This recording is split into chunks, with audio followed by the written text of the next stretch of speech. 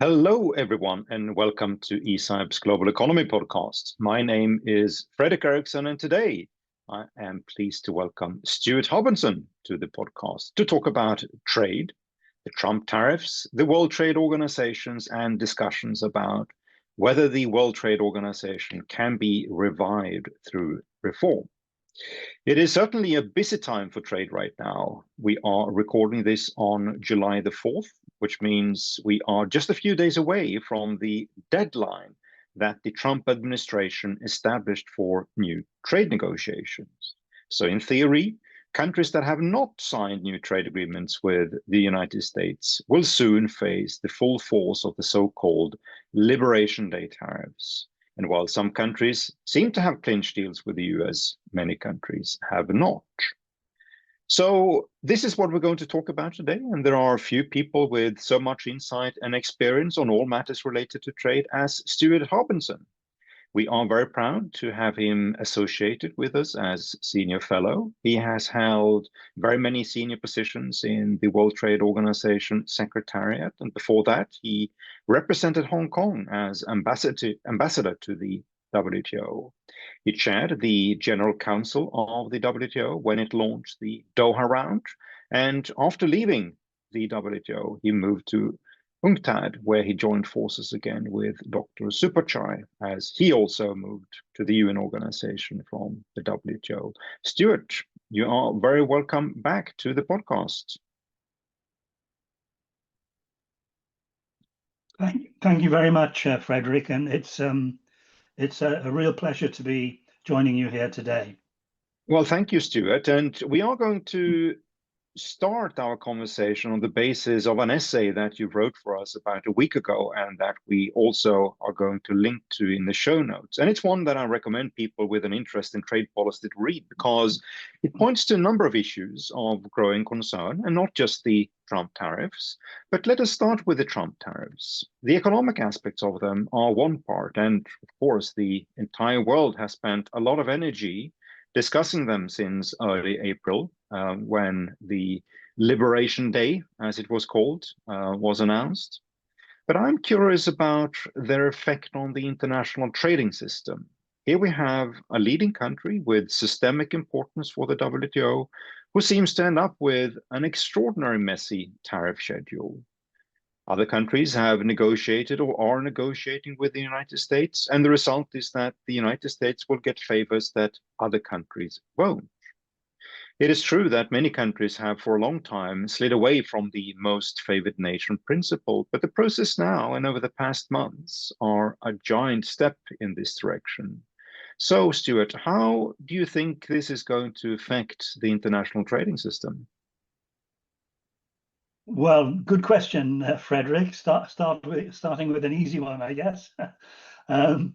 Yes, you're absolutely right. You put your finger on it there, that the benchmark principle of the trading system and the World Trade Organization is the MFN principle, under which you can, it's a treaty provision, which means that one state or economy undertakes to accord to another state or economy treatment no less favorable than it accords to any other state or economy. And this has been the bedrock of the world trading system for many years. And its major virtues are, first of all, non-discrimination. Everybody gets treated the same. And secondly, predictability. Everybody knows what the tariff rate or trade treatment will be. Of course, this is not the first instance of moving away from MFN. We have legal means of doing so actually under the WTO, because there are preferential trade agreements, regional trade agreements, customs unions, etc., which are a legal derogation, but they are subject to certain conditions, such as that the trade restrictiveness should not be any greater than it was in the past, and that the agreement should cover substantially all the trade. So, subject to that, you can have an FTA or a trade agreement with another country. And indeed, we've seen a proliferation of those agreements over the last 20, 25 years.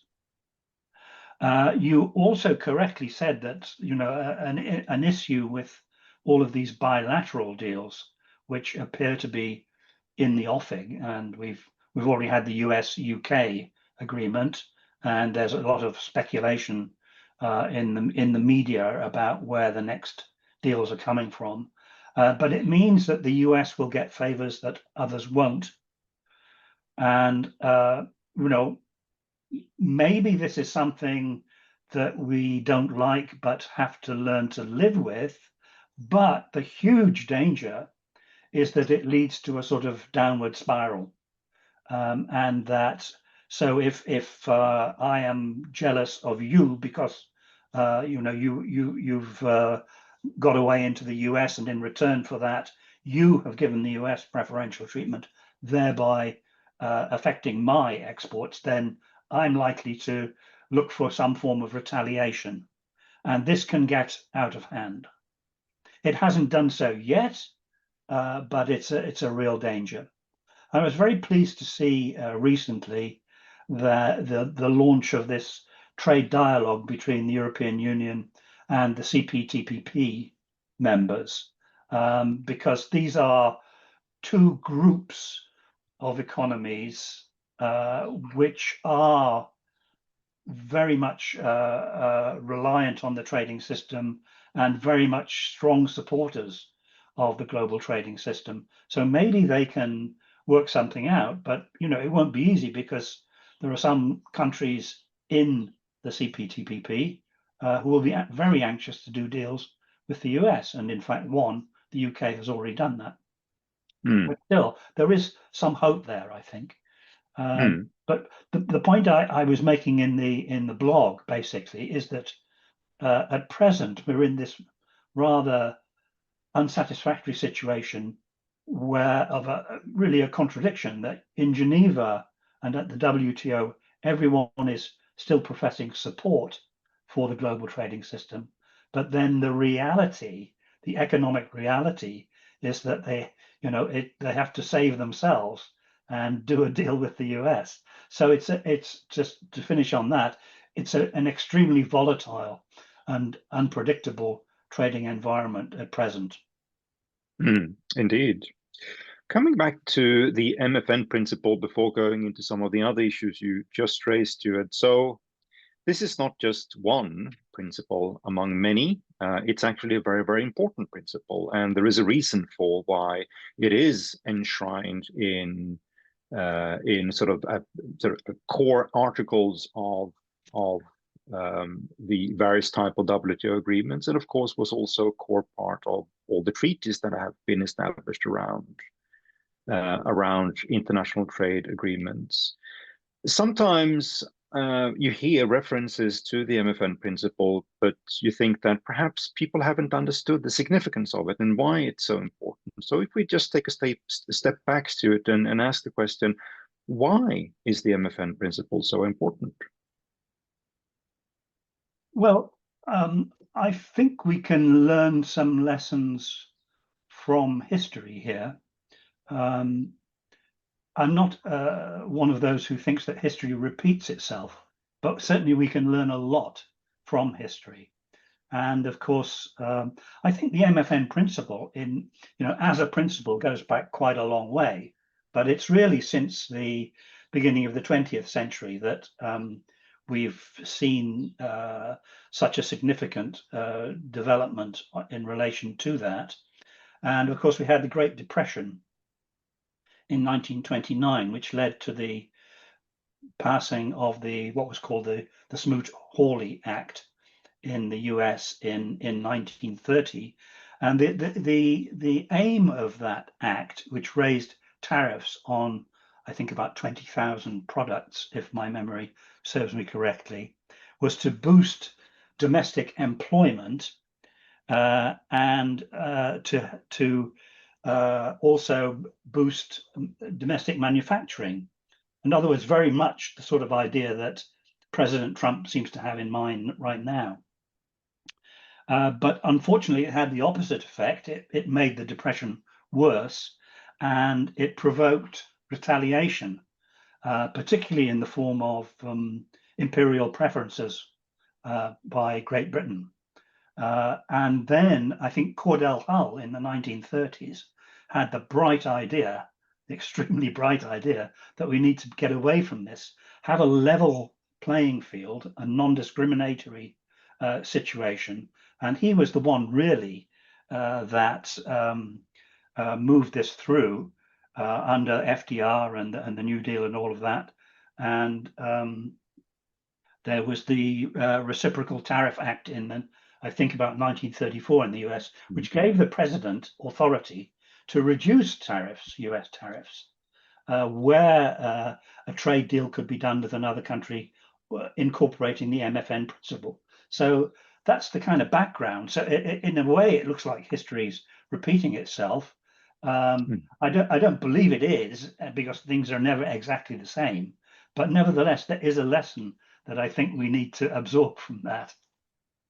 Indeed, yes. And like you, I don't think history repeats itself, and I don't want to be an historical determinist either. But of course, there are themes and there are rhymes through history which tend to return every now and again in history, and this is one of them. And to build on what you also said, Stuart, the systemic governance, the architecture point around MFN, I think is extraordinarily important, because if you go back to that episode or previous episodes for that matter, when you find that countries are being put in very, very disadvantageous positions simply because there are other deals that are being made.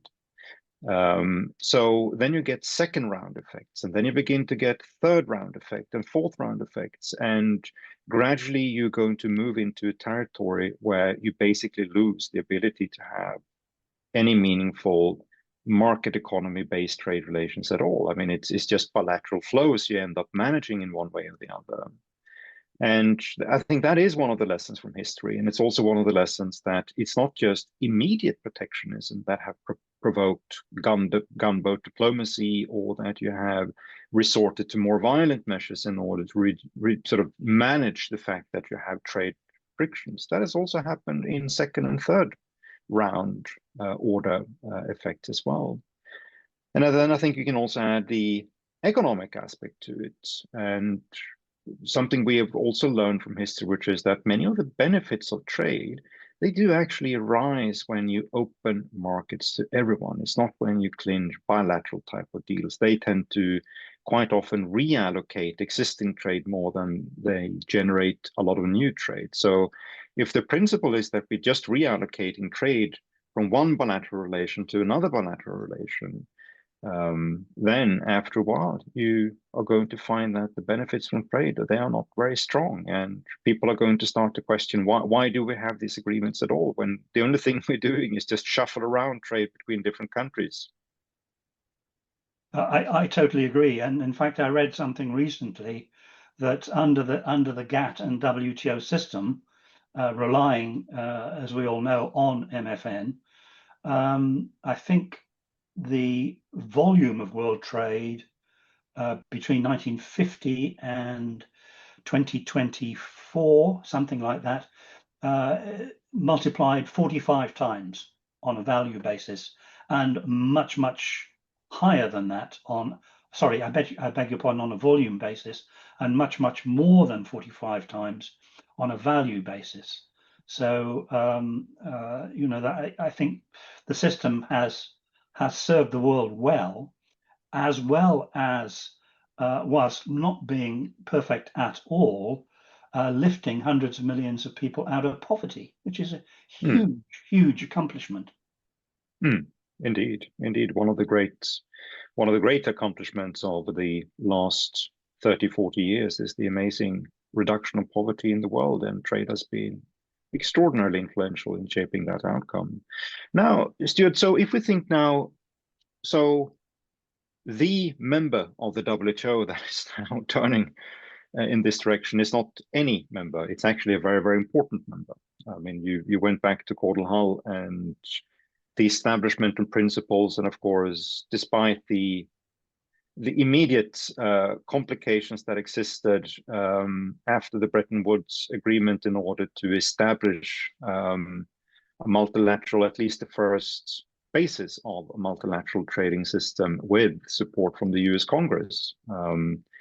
It is the fact that America has played an outsized role for shaping the multilateral system ever since basically 1947 up till now. So it's a very, very important country that is now deciding to go in a different way. And that is, of course, leaving any other member. And of course, it's also leaving the institution in itself in a very, very strong predicament, because what can it do if one very important member decides to go in a different direction? But thinking then about the sort of second round problems that are coming to the WTO as a consequence of that, do you think there is a role here, or do you think the Secretariat can be active in type of sort of trying to manage the sort of the fallout from what Trump is doing and the negotiations that that other countries have with America, to avoid that we are going to have a stronger rush into sort of a free-for-all type of system? Is there something the Secretariat and the institution can do, of course, in conjunction with other initiatives that have been taken? Is there something they can do? Yes, I mean, another really excellent question. Of course, in the WTO, some of the listeners may be familiar with the fact that there's a sort of a mantra in the WTO that it is a quote unquote member-driven organization. Some people say with dark humor that it's being member-driven over a cliff, actually, but we won't go into that.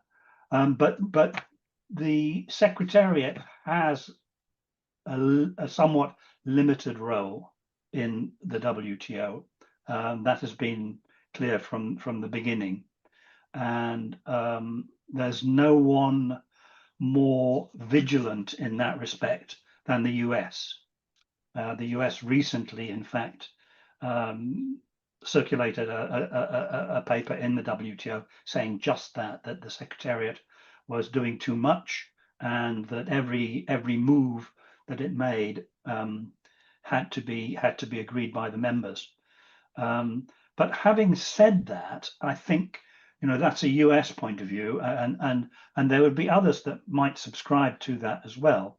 But there's a huge body of opinion in the World Trade Organization, particularly amongst what you might call the middle ground countries, as well as developing countries, that they regard the Secretariat and the Director General as custodian of their interests, because in a pure power game, then a lot of the smaller countries will be completely lost, and they want to they see the Director General as the guardian of their interests. So they would be very happy to see the Secretariat becoming more active. It's a very difficult role for the Director General to play, to navigate between all of these different currents of opinion. But the Director General is an honest broker. He or she is not following the orders of any particular member or group of members, and so he or she must play a major role. Mm. Indeed, and I suppose there are things that can be done in various ways in order to just be helpful to the larger membership of the organization. I mean, the first one, of course, that comes to mind is to just be a good provider of analysis and a good provider of basically being a resource to make sure that it is clear to everyone what agreements there are out there, what they say, what they cover, and the extent to which they do have an impact on other countries, which is basically purely a research an analysis function rather than something else.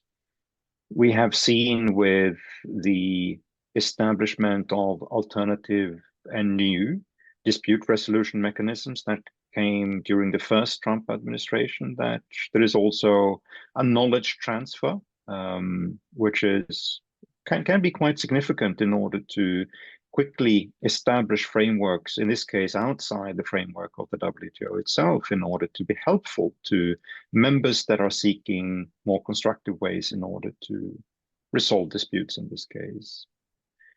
And a third one, of course, is that what you pointed to, we have a significant body of the membership, also mid-sized economies. I mean, sometimes they're pretty big economies that do have a systemic interest to protect the relevance of the institutions. And here we have a lot of the Europeans, we have many of the Asian countries, we have Latin American and also African countries that have already declared an interest to make sure in the first place that we also do take steps to protect the institution itself.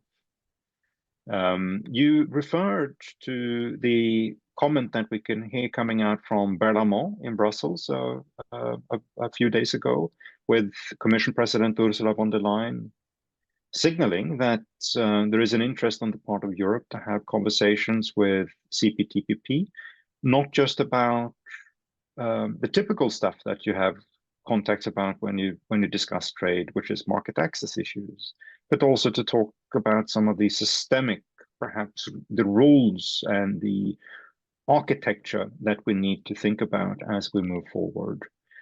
What do you think can come out of such type of initiatives? I mean, Europe and CPTPP, they are pretty significant economic areas in themselves. So this is not just anybody talking. Do you think that adds some extra strength and some extra perhaps excitement to the initiative, that it's sort of quite a lot of GDP behind, quite a lot of trade behind the countries that are members in these two bodies? Absolutely, yes, I totally agree on that. I mean, I think we shouldn't expect too much. Clearly, this is not going to evolve, I think, into a free trade agreement between the two blocks, if I can call them that, although TPP is not really a block. But I don't think we're going to see an institutional or legal tie-up. But what they can do is coordinate their efforts to bolster the multilateral trading system, and perhaps develop some sort of a code of conduct or something like that, which they would agree to adhere to in terms of their relations with each other and with other countries as well. So I think it's a very interesting initiative. It's not easy.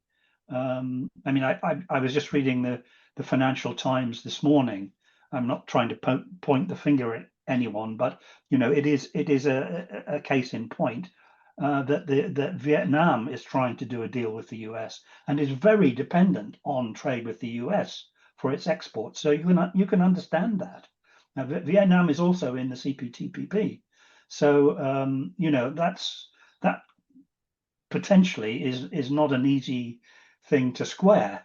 But of course, this is just, I'm not trying to point the finger at anybody. I must emphasize it's just a handy example of the sort of situation that might arise.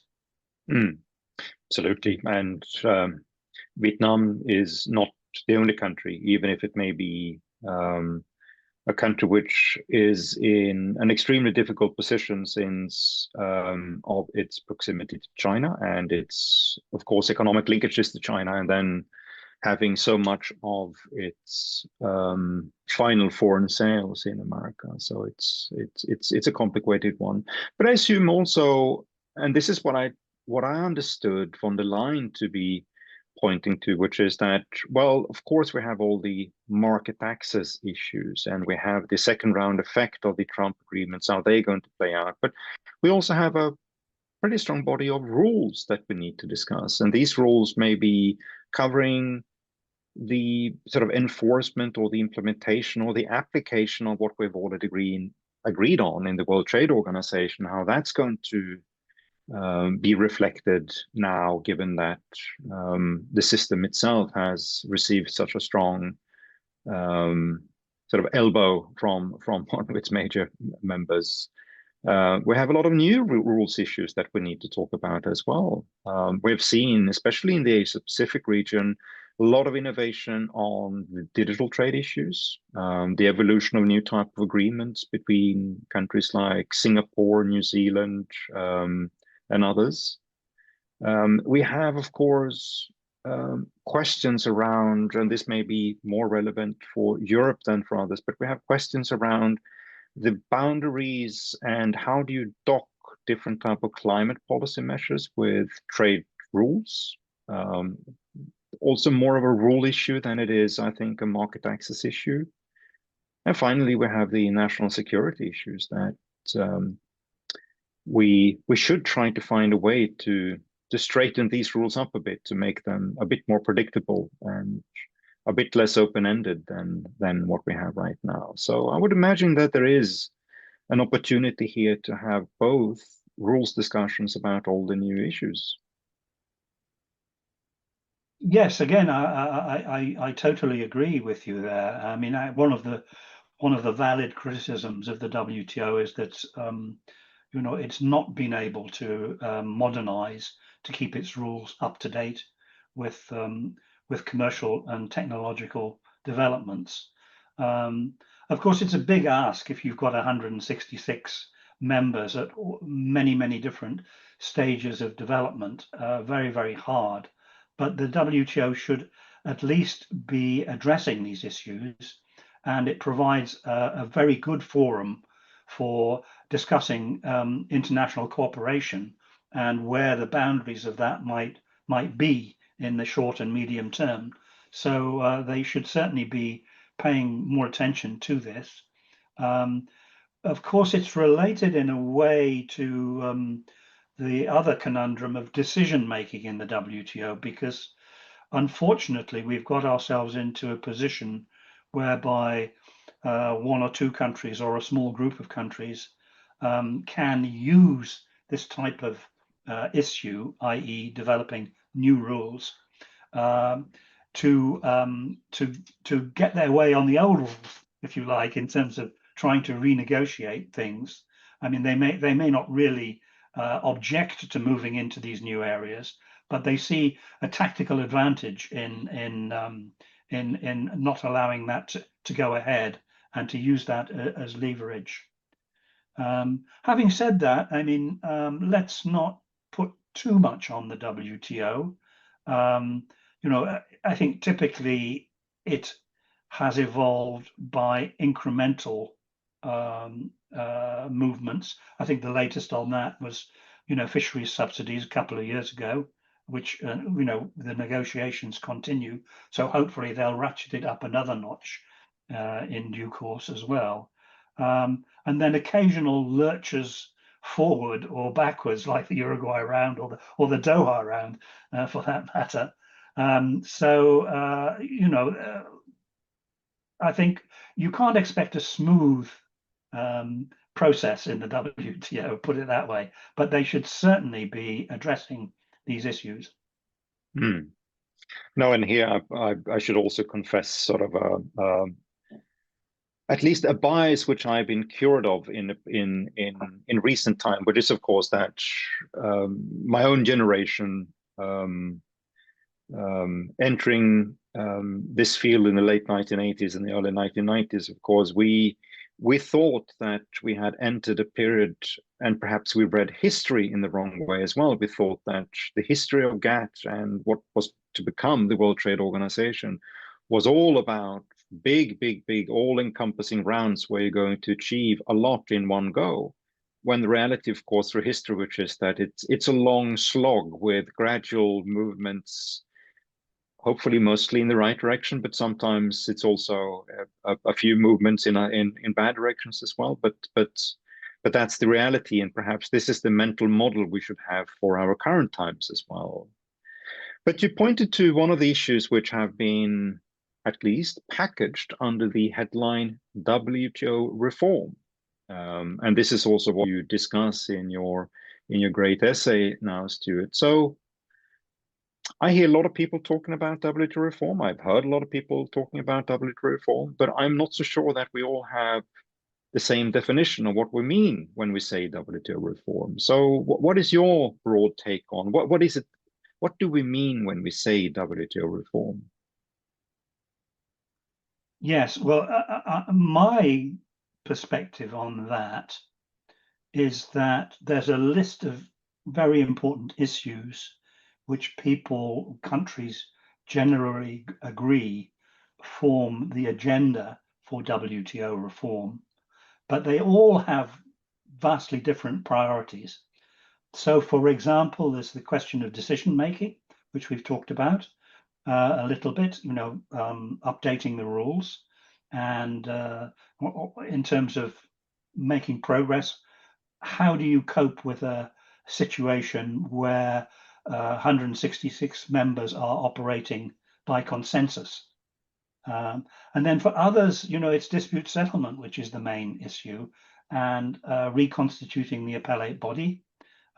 For the US, it's not reconstituting the appellate body, and it's putting the dispute settlement system in a kind of box so that it doesn't go too far down the judicial path. Then for others, it's all about development and providing proper policy space for developing countries to do their own thing without being constrained too much by the multilateral rules. And then for others, I think, yet others, it's how can we appease the US to keep them on board? There are probably a lot of countries out there that are willing to pay a price for that because they think in the long run it would be beneficial. I think the US is kind of in a fortunate position of having, being able to sit back and watch this unfold. I don't know how active they're going to be in terms of WTO reform. They will certainly have their red lines. And consensus will be one of their red lines because that is their veto. Of course, others have a veto too, but the US is always very keen on that. So, in short, the membership has got this menu of issues, but the emphasis varies considerably. And do you think there is one or several of these items on the menu where you think, all right, here we have something to work with, and there may be opportunities going forward? I mean, I take it that it's going to be difficult to do something on decision making. You refer to the old Sutherland report in USA. We had a couple of other initiatives too, going 15, 20 years back in time, like the Warwick Commission report, which were all suggesting some type of qualified majority voting, etc. But all that sounded a bit difficult even before we ended into the really difficult territory we are in now. So I struggle to see where this can, the extent to which you can actually move things here. But are there others where you think that there are some opportunities here to take to the full membership where they can start to at least have meaningful conversations about how to change things? Yes, well, there are members of the WTO countries which feel that the whole system needs to be radically overhauled. There's much talk about deep reform. Myself, I'm not so sure how far that's likely to go, at least in the short and the medium term. But there is even on a modest view, there are some things that could be done. I think I mentioned in the blog that there could be something done about this tactical hostage taking of issues. At least we could do something to inhibit that sort of move. And also we need to look, I think, at plurilateral agreements again, because these offer a path forward. And for example, there's an agreement on investment facilitation for development, and it's supported by the overwhelming majority of members. I think, I can't remember the latest count, 130, something like that, or 140. And this is not infringing on anyone else's rights. So why not attach it to the WTO as a plurilateral agreement? And then there's some sort of institutional framework that can monitor it and implement it and all of that. So that sort of thing I think is important. Even dispute settlement, I think there are some things that could be done to improve the situation. Perhaps not the appellate body, that may be a bridge too far at present, but there are certain things that could be done in terms of streamlining of processes, because even now the panel process takes a tremendous amount of time, and a lot could be done to speed that up, I think. And there is a certain amount of common ground in that regard. So it's possible that could happen as well. I mean, there are other harder issues like the US view on state capitalism and subsidies. Those are hard rules which will be tough. China has said it's willing to discuss, but it's also indicated that it's got its red lines there. And then there's the whole issue which the US raises of self-designation of developing countries. There's no kind of objective benchmark in the WTO as to what's a developing country. You're a developing country if you say you are. And the US has pointed its finger at that. So there's an awful lot of things to discuss.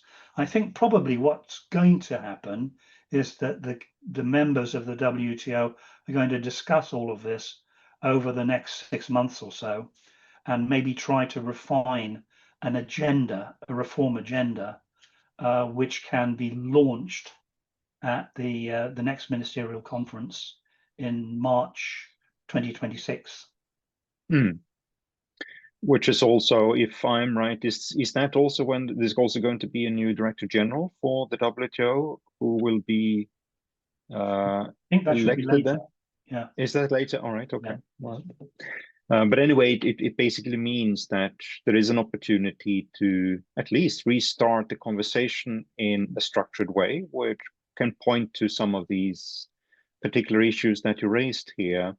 And to end the conversation, going back to dispute settlement, since this was also, if I'm not mistaken, I think it was certainly one of the irritations that Robert Lighthizer came in with when he became the United States Trade Representative for America under the first Trump administration. But of course, that issue has a longer history in America, and he was not the first one to raise it. My understanding of the reactions when America started to block the the appointments of new appellate body members was that other countries were frustrated, and they, in the first place, didn't share many of the concerns that America had. But it seems to me that more and more countries have at least joined that part of the bandwagon, which is that the overarching analysis is that perhaps the legalization of rules went a bit too far. If you think about dispute settlement as a swing between diplomacy as a method on the one hand and law as a method on the other hand, many countries seem now to be in a broad agreement that we swung too far towards law, and we should go sort of a little bit, perhaps not a little bit, but we should go back to a more diplomatic method for resolving disputes. Is that also how you interpret it, where members are? Yes, I think in general terms that's correct, Fredrik. there is a sort of general acceptance, I would say, that the WTO dispute settlement system has become over legalized or over judicialized, or had become over judicialized, should I say, because we don't have an appellate body now. But there are differences of emphasis there. I think my reading would be that the European Union would be towards the more legalistic side of the spectrum, but still taking the point that the appellate body should not go too far.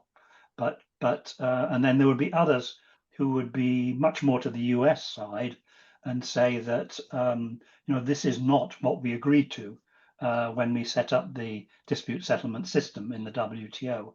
We envisaged that it would be settling disputes, not just issuing judgments on all sorts of things that hadn't been fully negotiated in the Uruguay round or thereafter. Yeah, I mean, I think you're right. There's kind of a feeling that that maybe the appellate body went too far, but it's not. But it's a question of degree, and the matter of degree is important to resolving that issue. Oh, indeed, yes, indeed. It cannot be about destroying the appellate body, because you need to have an appellate system if you want to be able to actually settle disputes and resolve them. And you also need to have a trusted body who will have the final say about what is it that members have agreed to in the agreements, and that's an important part. But I suppose at least one of the criticisms, and this I've been also hearing from lawyers in the European Commission, which, as you said, tended to be on the more legalistic side of the argument, which is that they're concerned about that new rules were created through the appellate body, that absent agreements on issues in WTO agreements, someone had to say something about what should apply, and perhaps they said a little bit too much about how rules should be interpreted. I don't know if that's a correct representation of the issue or not, but I did find it interesting that even people who are on the legalistic side had some reservations about what happened a few years ago. That's entirely correct. I think it's a good way to describe it. Of course, the WTO consists of agreements on all sorts of things. It could be subsidies and countervailing measures, or import licensing, or customs valuation. All of these things. These are the result of negotiations. An expert or a lawyer has not sat down and said, "I'm going to draft the perfect instrument." So there are lots of grey areas, and the whole point of, not the whole point, but a major point in terms of dispute settlement was that the system should not add to or diminish the rights of their members. So some members would say, well, that is a grey area in that agreement, and that's what I negotiated. I don't want somebody else coming along now and telling me what it means. If it's a grey area, maybe the appellate body should have thrown it back at the members and said, you need to sort this out. And to be fair to the appellate body, they were put there to hear cases between countries and make a decision. So, what I'm saying has to be taken with a certain amount of nuance. But then probably were occasions when the appellate body went too far. But the other interesting thing, perhaps, sorry, if I can just get this in for a moment, is this multi-party interim arbitration arrangement, the so-called MPIA, which the EU was instrumental in setting up. And initially, some countries stayed out.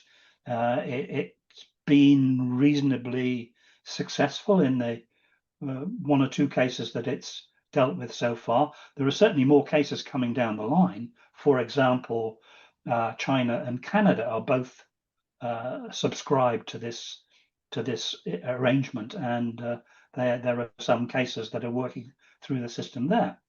But the interesting thing was that in the last 2 or 3 months, both the UK and Japan have said that they're joining. So this is, it seems to have a little bit of gathering momentum. I mean, these are major economies in the world, and so that's quite a signal, I think, if Japan and the UK are coming on board for this. I think you're absolutely right, and it may be a good time to also close this conversation, because that's an optimistic note, and we want to close on an optimistic note, which is, of course, that America and Trump, they are not representative of the entire world. Actually, most of the WTO members remain very supportive of the institution, very supportive of the rules, very supportive of international trade in accordance with basic multilateral rules. And you can sometimes, you also have to be a bit inventive and try to find new alternatives or parallel ways of addressing things. And the multi-party arbitration institution, I think, is one of them. And hopefully it's going to be that bedrock of the system that we need when we don't have functioning dispute resolution in the WTO. All right, very good. Thank you so much, Stuart. It's been lovely talking to you, and also thank you for the brilliant essay, which as I said initially, we are going to link to in the show notes. It's also directly available on our websites. And then we just need to hold our breath as we're getting closer to July 9 and see if global trade, or at least America's participation in global trade, is going to take another major hit. And if we're back into that territory that we were in the first week of April, when we were all thinking that, my God, the sky is falling down. We'll see. Thank you so much, Stuart. Thanks, Fredrik. It's been a pleasure. Thank you.